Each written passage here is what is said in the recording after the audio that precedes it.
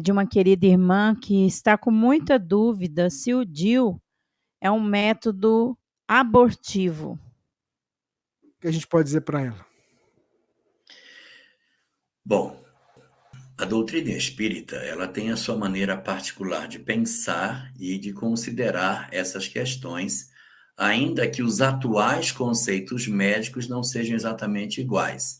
E aí você vai dizer para mim, ué, mas o espiritismo não tem que seguir a ciência? Tem que seguir a ciência naquilo que a ciência comprova que ele esteja errado. Então, nós não somos obrigados a evidentemente, buscar os conceitos da ciência apresentados quando a ciência ainda não conseguiu dizer que o espiritismo está realmente equivocado. Então, o que acontece? A ciência ela tem uma tendência de considerar que a vida começa quando o ovo já fecundado se fixa dentro do útero. Então, o espermatozoide fecunda lá na trompa, esse ovo fecundado vem rolando dentro da trompa e cai no útero lá pelo 12º, 15º dia de fecundação. Ele vai nidar no útero, ele vai se fixar, levanta a camada aí do endométrio, se coloca ali, fica guardadinho. Aí a ciência oficial diz, aqui começou a vida, ou seja, a vida começa na nidação, que é a fixação do ovo no útero. A doutrina espírita não considera assim. A doutrina espírita considera que a vida começa na fecundação, ou seja, 15 dias antes. Quando o espermatozoide encontra o óvulo, iniciaria a vida. E por que o espiritismo diz isso? Porque no momento da fecundação ocorre a fusão dos dois núcleos e a partir dali uma energia é liberada e o espírito se conecta. O espírito se conecta na fecundação. Por que na fecundação? Porque ele tem que orientar desde a primeira divisão celular, que vai acontecer com 24 horas. Ele tem que estar ali para orientar todo o processo de divisão. Com 15 dias, já não é mais um ovo, já é uma mórula. Ele já se multiplicou tanto, ele já fez tantas mudanças, ele já tem tantas células, meu Deus, já é um trofoblasto, já tem estruturas iniciando, e não uma célula só mais. Já passaram-se 12, 15 dias. Então, quem orientou a divisão celular nesses primeiros dias? Quem orientou a formação dos tecidos? Não pode o espírito chegar 15 dias depois e olha, eu vou habitar esse negócio aqui, se ali já se dividiram as células, já se formaram uma série de tecidos. Ele tem que se vincular no começo para acompanhar a gestação desde o princípio. Então, a ciência diz, é na nidação. O espiritismo diz, é na fecundação. Por que isso é importante? Porque o que é o DIU? Dispositivo intrauterino. Ele é um dispositivo instalado dentro do útero, ele entra como se fosse um guarda-chuva fechado, lá ele abre, ele se fixa e ele toca as paredes internas do útero. E a presença de um corpo estranho dentro do útero vai dificultar a formação da camada protetora que facilita o fenômeno de nidação. Um útero que tem um DIU, ele não forma aquela mesma camada proteica que a gente tem nas mulheres que estão sem a introdução do DIU. Então, quando, após a fecundação, esse ovo já fecundado há 15 dias atrás, vem para se fixar, ele não encontra uma estrutura favorável para o processo de nidação. Então, ele não se fixa, ele desce. Ele desce, então, como? Ele desce já fecundado. Ele desce depois da fecundação.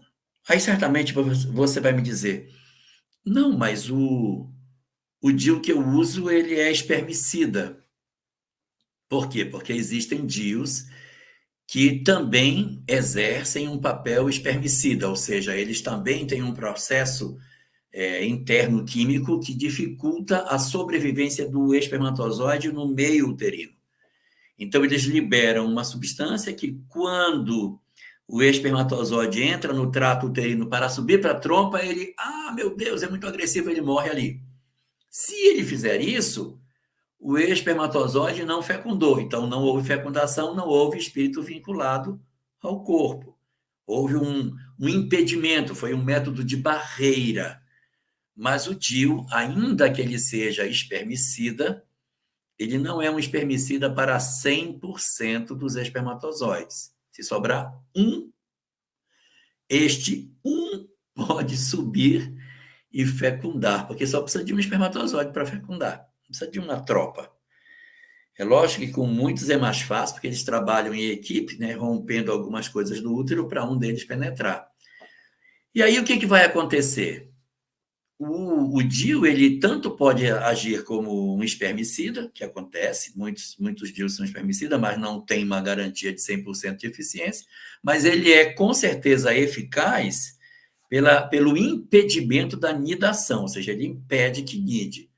Aí você vai perguntar para o médico, então o DIU é abortivo? Aí o médico vai dizer, não, porque não nidou. O médico vai dizer, não, porque a vida só começa quando nida, se não nidou, não tem vida. Porque no conceito da medicina, tipicamente, a nidação é que dá a origem da vida. Não nidou, não teve vida. Para a doutrina espírita, não é a nidação, é a fecundação, que é o elemento que faz a definição sobre de onde que começa a vida. Portanto, o DIU, ele é um método anticonceptivo, porque ele é um método que tem a questão espermicida, mas ele é também um método microabortivo, porque ele, se houver a fecundação, ele vai dificultar a fixação. Porém, tem mulheres que colocam o DIU, ele é espermicida, ele dificulta, mas a criança consegue se fixar, mesmo com as condições adversas do útero. O ovo fecundado se fixa, e uma vez fixado, a gravidez se estabelece. O DIU, ele é muito antigo, viu? Ele foi usado lá atrás, no Egito Antigo. Os egípcios, quando faziam viagens longas, eles jogavam uma pedra dentro do útero da camela. Só isso. A pedra lá dentro provocava a sensação de um corpo estranho, e as condições para a formação do ambiente propício para a fixação do camelinho não acontecia. Ele não sabia por quê, mas uma pedra dentro do útero, as camelas não engravidavam. Está perguntando do DIU com hormônios, se ele seria classificado como abortivo. Ele não deixa nem de ocorrer a menstruação, portanto, nem de ocorrer a ovulação. Se ele não deixa de ocorrer a menstruação e não deixa de ocorrer a ovulação, se está havendo a ovulação, esses DIUs, eles, na verdade, estão impedindo como? Existem alguns DIUs que possuem as substâncias que impedem a ovulação, que impedem, portanto, a menstruação. Outros que não impedem. O importante é que a principal característica do DIU é impedir a nidação. Ele pode ter outras substâncias que já foram utilizadas no passado, como o sulfato de cobre, que depois foi tirado, ou com outras substâncias químicas que são colocadas, mas são subprodutos do DIU. A principal função dele é garantir ou tentar garantir a não nidação, independente dele ter hormônios ou não. A principal função dele é essa, dificultar a fixação do ovo já fecundado nas paredes do útero. Ela está dizendo que o DIU aqui não deixa menstruar, não deixa sequer ovular. Então, ele seria um elemento não ovulatório. Beleza. E por que ele está fixado nas paredes do útero? Porque se houver a ovulação, se acontecer, porque as pílulas também permitem, a pílula não deixa ovular, mas se houver uma alteração emocional da mulher, ela ovula. E se ela ovular, ela engravida. Se eu uso um medicamento desse dentro do útero, e o útero está sendo encostado com esse objeto, se por alguma vez houver a ovulação, ele vai dificultar a nidação. Pode ser até que nide, pode ser que nide, mas ele está ali exatamente para tentar impedir o processo ovulatório.